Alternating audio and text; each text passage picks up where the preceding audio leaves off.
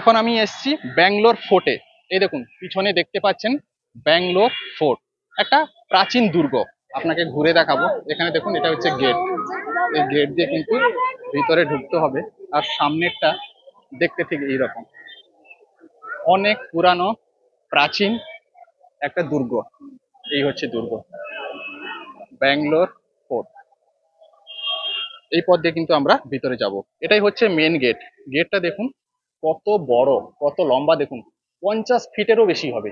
আর অনেক পুরানো, দেখুন কত সুন্দর, কত পুরানো। এটাকে আমি টাচ করে দেখলাম, যখন আমি ভাবলাম এটা হয়তো কোনো লোহার হবে, লোহার নয়, এটা কিন্তু কাঠের। বাট এগুলো যে দেখা যাচ্ছে দেখুন, এগুলো কিন্তু লোহার। এই দুর্গের ভিতরে কিন্তু একটা প্রাচীন মন্দির আছে। আর ভিতরে খুব সুন্দর একটা গার্ডেন, দেখুন কত সুন্দর একটা সবুজ গার্ডেন।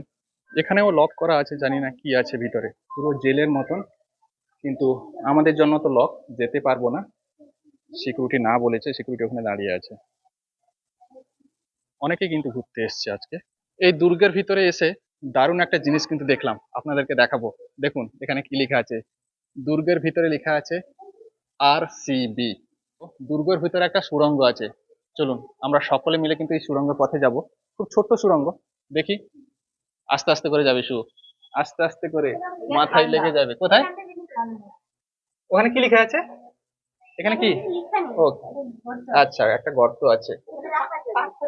চলুন চলুন, সামনে চলুন। সুড়ঙ্গের ভিতর দিয়ে যাচ্ছি আমরা। ও বাবা, লেগে যাবে। সুড়ঙ্গের হাইটটা দেখুন, এই হচ্ছে, মানে আমি সোজাসুজি ভাবে যেতে পারবো না। কত ফুট হবে? আমি 6 ফুট, এটা 5 ফিট হবে। 5 ফিটের মতন হবে উঁচু। হাতে একটু সময় ম্যানেজ করে ঘুরতে বেরিয়ে পড়ুন, ভালো লাগবে।